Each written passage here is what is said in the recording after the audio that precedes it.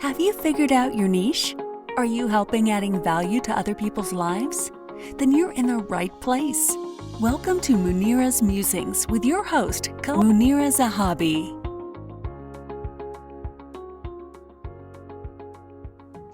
Greetings from Chicagoland. This is Munira. How are you? Welcome to an episode of Munira's Musings. It's Monday, and we are here with our guest from Atlanta, Nicole Simmons. Hi, Nicole. Welcome. Hi, Munira. Nice to see you. How are you today? I am good. I am well. Thank you. We are blessed to have you on our show. And you all know that this show is a show where we showcase people from different walks of life who have made it, right? Or are in the process of making it, but they have some tips and tricks that they are willing to share. And now when I say made it, you know, what that means is those people who figured it out what they want to do at this moment. And I say this because things will happen and you're going to change again. So it doesn't matter if you keep changing, but the process has to keep it's an ongoing process. It has to keep moving, but you have figured out what you are doing right now, and that's what counts. So if you are standing on the sideline, this show is for you. If you are thinking about doing something and you're not sure what, then go ahead and listen to what we are telling you, because you may take a few nuggets. But if you like this show, go ahead and share it, subscribe to it, and then like it, because you know what? We are everywhere. We are on YouTube. We are on Munira's Musing. It's a Facebook page that we are sharing to. And right now you are also on Facebook Live. So thank you and welcome. And without further ado, welcome, Nicole Simmons. Tell us a little bit about yourself. Yes, hi, and hello, Facebook land. And I am so honored to be with you today, this morning, this afternoon, wherever you are in the world. My name is Nicole Simmons, and I'm really just passionate about helping people to maximize their fullest potential. And I am into really develop personal growth and development and leadership development. It is something that I tapped into years ago. I didn't know what it was when I was younger, but as I have grown, I discovered that my passion is really to help people improve themselves and become a better version of themselves. And so I get an opportunity to do that as a speaker, trainer, coach, certified with the John Maxwell team. I am a wife to an amazing man who I've been married to for 14 years. And we have established businesses together and enjoy one another. I am an auntie, a sister, a friend, and really enjoy. One of my other passions is fitness. I love to really invest in my health, and I think that's important to our personal growth. So I am a fitness enthusiast as well, and just really enjoying life. Really trying to do my best to live what I teach instead of just teaching and sharing with others. Really embodying personal growth and leadership development. So that's a little bit about me. I hail from Atlanta, Georgia. So hello to all of your Atlanta audience there. It's great to be with you this morning. You're welcome. Thank you so much.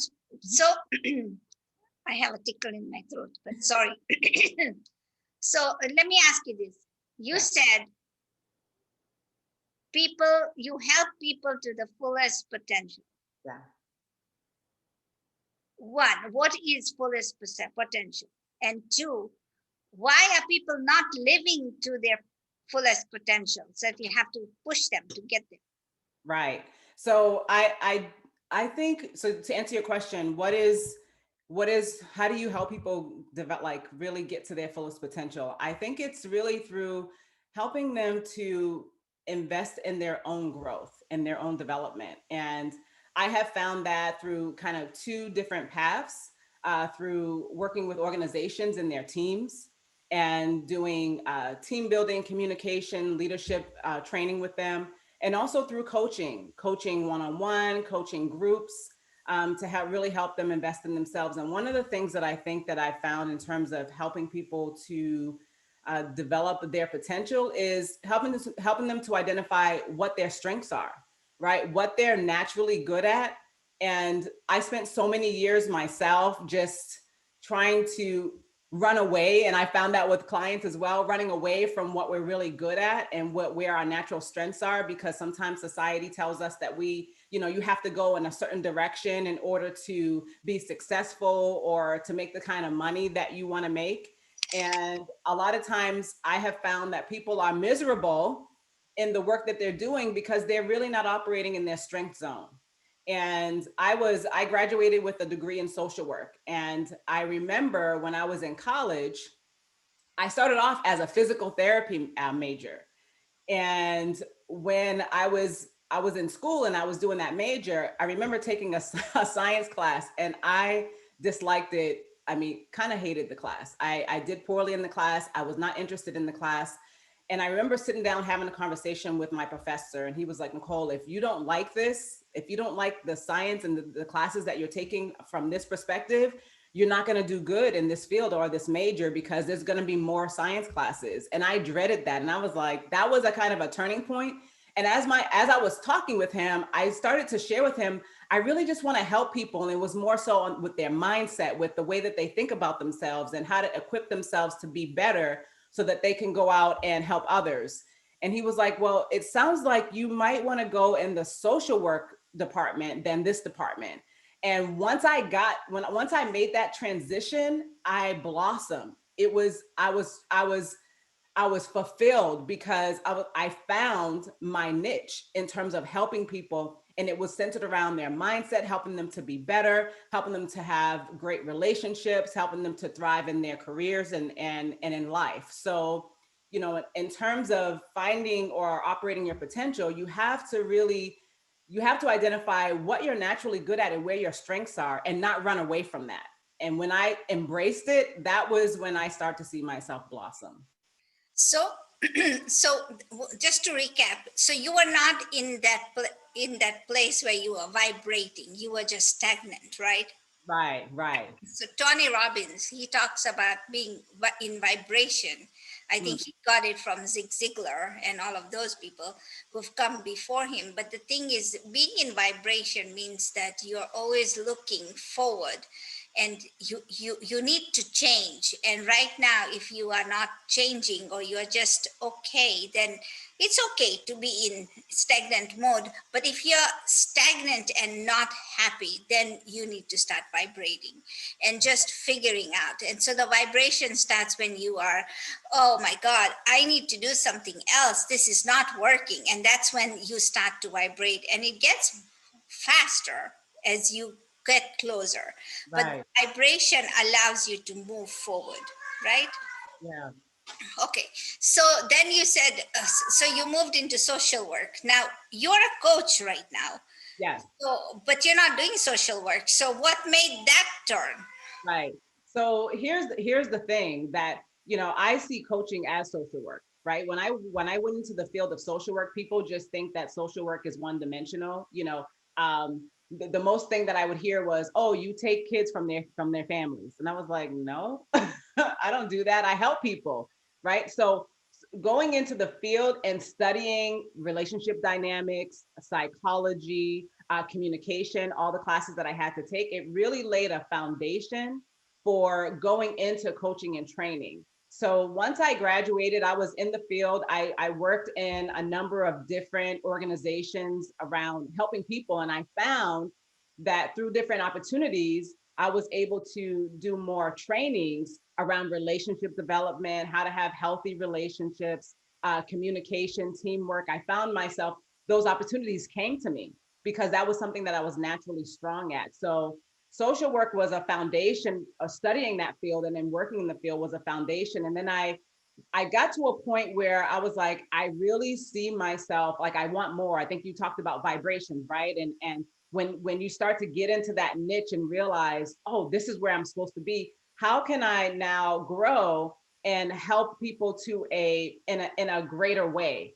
And so I had to get more tools. I had to get more training. And that's when I shouldn't say stumbled across, but I attracted what was on my path was the John Maxwell team. And I was on Facebook one night. It was probably like 1 or 2 o'clock in the morning. I saw an ad to be certified as a speaker, trainer, and coach, leadership, personal growth development with the John Maxwell team. And I was searching because I was gonna either go get my master's or, I was kind of looking in that direction. I was like, what's the next step? And when I saw that ad and spoke to a program coordinator, I was like, this is the next step. This is now how I can elevate with the foundation that I had. How can I build upon that? So it was really more of a stepping stone because I was looking for growth. I was looking to add more value. I was looking to grow myself. And when those thoughts and that thought entered into my mind and I kind of followed that thought, that's when I was introduced to the John Maxwell team. And that helped to take my learning and my coaching and training to a different level, for sure. That's awesome. So once you start vibrating, from what you've told us, once you start vibrating, then you find the steps that you got to take, right? Yeah. So same kind of example here. If you decide to go climb a mountain, you got to have a backpack and all the supplies, and you have to have made it in your mindset that you're going to make this. So once you start vibrating and you think about I'm going to go climb a mountain, you start training to get to the mountain. It's not very easy to climb a mountain. I come from the land of the Kilimanjaro and Mount Kenya, but the thing is, it's not easy, right? I've never climbed those because I left the countries very, very young, but I never, at this point in my life, I don't think I can do it. But again, so that mindset is there. I don't think I can do it. But if I tried it, maybe I could go halfway, right? So amazing. I like what you've said, because you find your niche.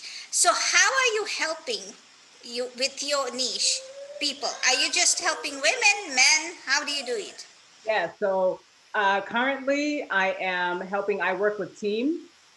With nonprofit organizations, for-profit organizations, doing team building, communication skills, leadership development, personal growth, all kind of packaged into all those different areas of leadership development and personal growth. I also do coaching with women as well. And I actually have started a women's training and development side called Recharge Women's Leadership Network. Have a Facebook group where I go on there and offer encouragement and tools for women to improve themselves and their leadership and personal growth. And so two different areas that I find that I am drawn to and interested in. And that's one of the things also I wanted to share with your audience. Sometimes, and I struggled with this for a little while, thinking I had to just pick one area when there were a couple of different groups that I felt really drawn to and called to.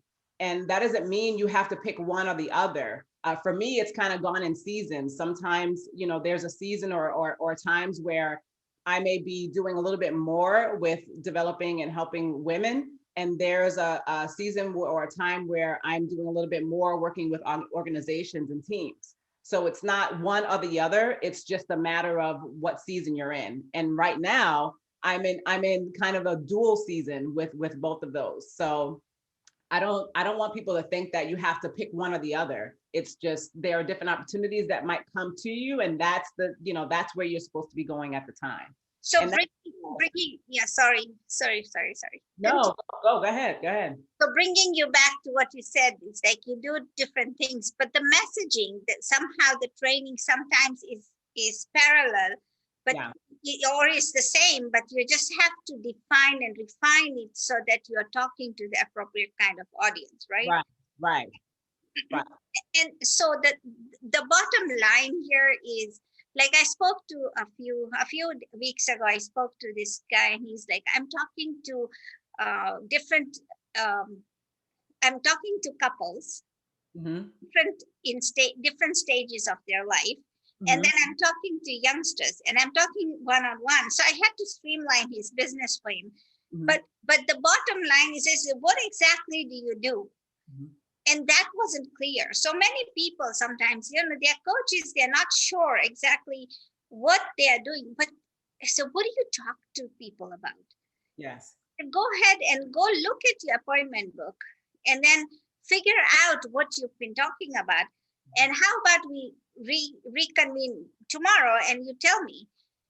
And it was right in front of his face, but he wasn't getting it because what he was talking about was finance. He was teaching the younger folk, how to be financially free, and the older folk about investing for the future. So financially free.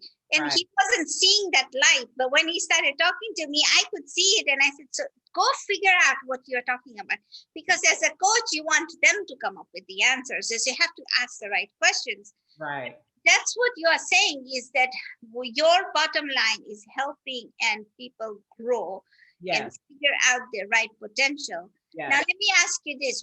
So going back to my original question, this is so cool. Why do people have to be pushed? Why do people not?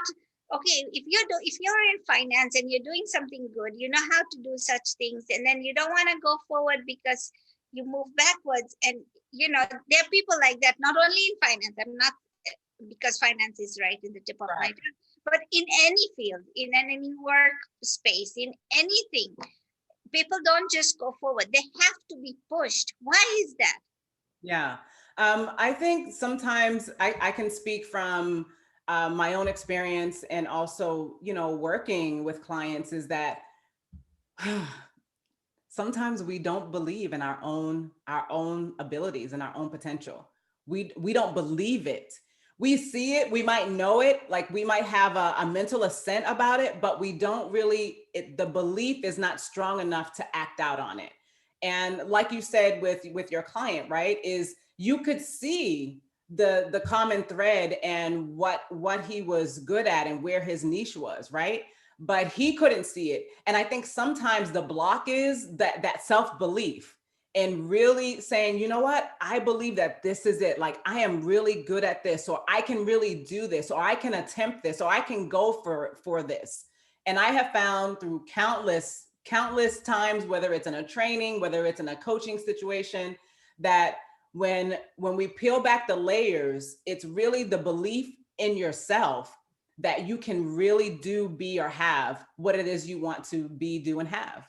And I found that with myself, as well. It's like, okay, I really don't really believe it. And so that's why I think it's important and valuable to have coaches, to have mentors, to be in environments where you can, maybe in a conference or a training, where someone can say, no, help you uncover the belief, deal with the fears and the barriers that stop you from really believing in yourself. Because once you believe it, then you do it. No, you're right. You're right. Once you believe it, you do it. Yeah. But that's the thing, right? So again, when I speak to people, when I talk to people, it is conceived. You have an idea, right? You have an idea. It's birthed, but you play with it. But I'll tell you one thing, right? The first person to negate this idea is yourself. Yes. Yes. And you say, oh my God, why? No, I'm not going to be able to do this. You have been given this chance. So why are you refusing this? Right. I remember in a book I read, Sonia Etchemendy, she's one of my John Maxwell coaches as well. And what she wrote in her book, that when she went for an interview, she was going through divorce, she needed a job. And the lady asked her, at that time, she just walked into the store and she asked, can you do this? She had never heard of this machine, or that she was supposed to operate. She didn't know what it was or what it did. But the lady asked her, can you do this? And she says, I believe I can. I know I can. Yeah. And to this day, she jokes about it, because both ladies are now good friends, and they say, but you lied to me. She goes, no, the question was asked, can you do it? I could. You didn't ask me if I knew how to. Right? That's good. So that was the thing. She was, I knew I could do it if I was taught it. I was taught right. The lady who taught her realized the lady who is now using it knows more about it than she knew. Yes. So the idea is you got to believe it in yourself. And I love this, what you're saying is, take the idea and then believe in it. Yes. You are the only person who is going to first reject that idea. So if you Yes. haven't taken anything from this, take that. Stop rejecting your ideas because you've got a very good one. Yeah, that's so good. That's stop rejecting the idea, because it's, a lot of times it's the next step for us comes through the idea. Right? And so we're like, what's next? What's next? What do I do? And it's usually through an idea. And the first thing that our mind wants to do is reject it because of that doubt or that lack of belief in ourselves that no, I can do that. The how, right? The how is not the issue, but for me and you, there may be people listening that really kind of get stuck in the weeds and wondering, well, how am I going to do this? How am I going to do that? And that's the first thing that you think about. And if you don't mind me sharing just a quick story, that was something that I tackled with just a couple of months ago. I competed in my very first fitness competition, and it was one of the most transformational things that I've ever done in my life to this point. I trained for 6 months to be prepared to go up on the stage. And when I first started, I was like, oh my goodness, I can do this. But then immediately I jumped to, how is this going to happen? How is this going to happen? How is this going to happen? And that was something that I had to overcome. I had to suspend how, trust the wisdom of other coaches and people that have already done the how, and just believe that I could, and take one step at a time. So sometimes we have to, not even sometimes, we have to, when the question of how is this going to happen, because that's usually the thing that stops us from going forward, we have to be willing to suspend the how. You know what? I'm not going to be concerned about how it's going to happen. I'm just going to believe that I can, and then seek out the coaches, the people that have been there, done that, the mentors, and they can show me the how. But first believing, no, I can do this. It's so funny you bring this up, because yesterday I was channel surfing for a second and I heard this preacher, right? Sunday, I don't have cable, but I have this 7 or 8 channels that come through, and usually the Sundays is the preaching channels, right?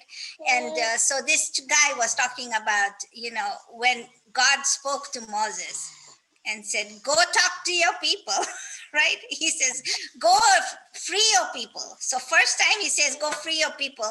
And Moses was caught up in the weeds, like, how am I going to do this, right?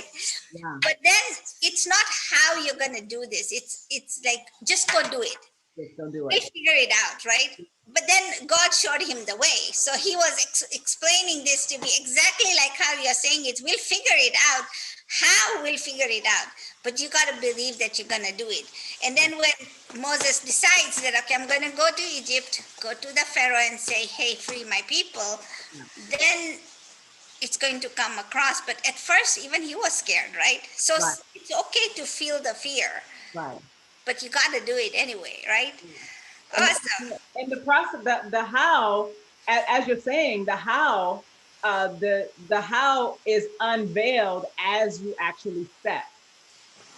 It's revealed as you actually do it. So the time is wasted for those who are getting their minds and their thinking, and it's like you spend so much time thinking and planning and thinking and planning and thinking and planning. And I think thinking and planning is valuable, but sometimes we can spend too much time thinking and planning versus doing and taking the action, taking the one step, that we miss out on the results, right? We miss out on, you can be so much further in 1 week if you just take the step than spending the whole week trying to think and plan, right? Think, plan, do it, right? Don't take so long between the doing and the thinking, because in that middle between the thinking and the doing is where I find that a lot of people get stuck.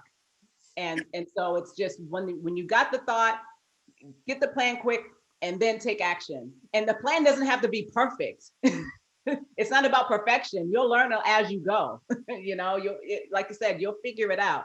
It tends to work out, but you have to do something. There's nothing, you can't improve on something you don't do. I have my grandson here, so please. But I love what you're sharing. The fact is, so what other advice, 2 points that you can share to other people? So for those that are maybe hesitating, they're waiting, maybe you're waiting for the right time. That's John Maxwell talks about these growth gaps in terms of the timing gap. It's not time right now. It's not time right now. And that is a myth. You just take the first step. You don't have to know 5 steps, just take 1 step. And you know what that is because you're thinking about it. You're writing it down, you're planning, you're going over it in your mind. That's the step that you're supposed to take. You don't have to, wait any longer. Just take the first step, not 5 steps, just 1 step. And that 1 step is going to open the door to the next step.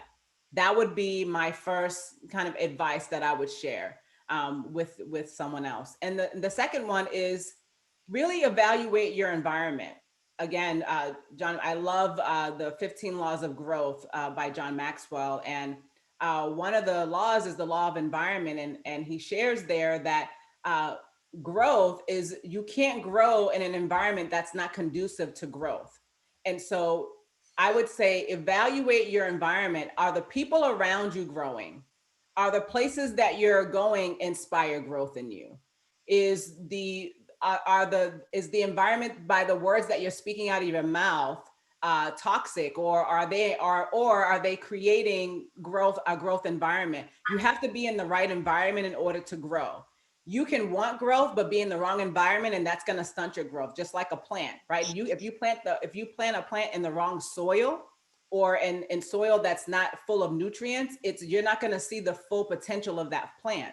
And the same is with us. If you're not in the right environment, you cannot grow to your fullest potential because it's going to be stunted by maybe negative or toxicity in terms of your mindset. So dealing with that, being around people that are not growing and that maybe want to pull you down. So you might have to change your circle.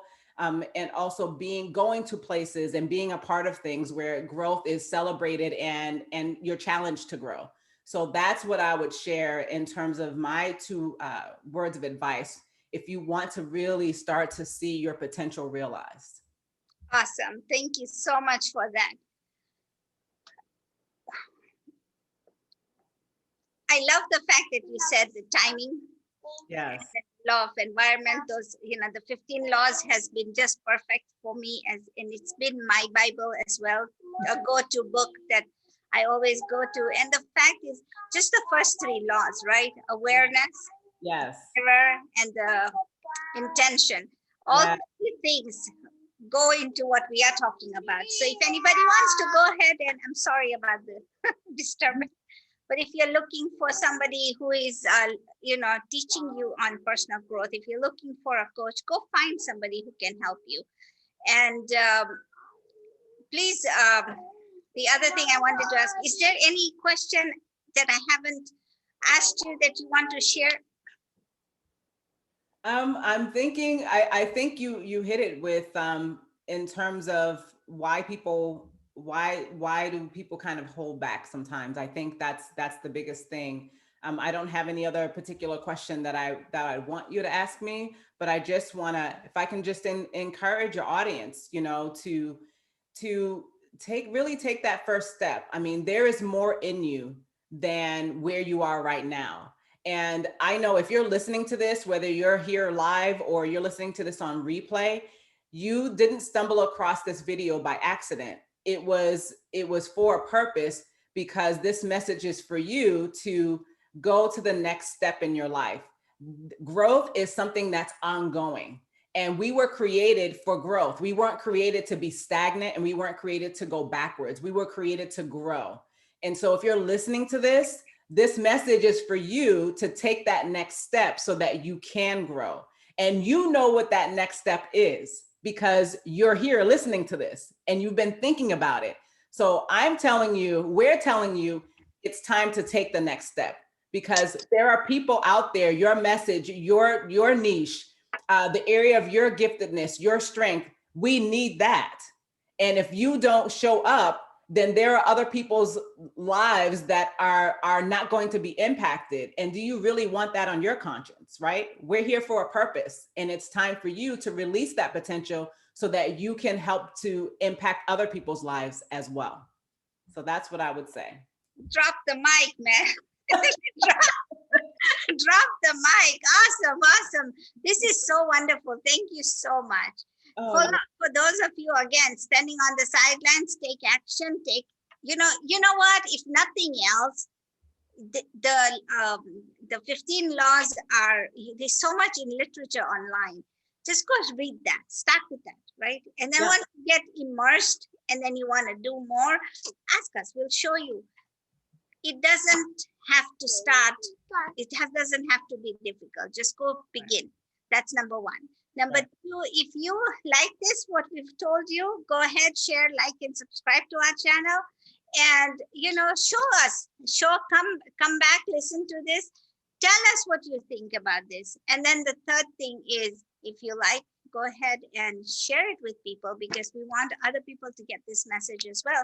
The more, the merrier on our bandwagon. So thank you so much, everybody, and have a wonderful day. We will meet here next week with another guest and another perspective on how to take what your gifts are to the next level. Thank you, everybody, and have a good, wonderful week, and we will see you next week. Bye. Thank you for listening to this episode of Munira's Musings with your host, Munira Zahabi. If you enjoyed our show, please share and subscribe to this channel. And for more content, please join our Facebook group.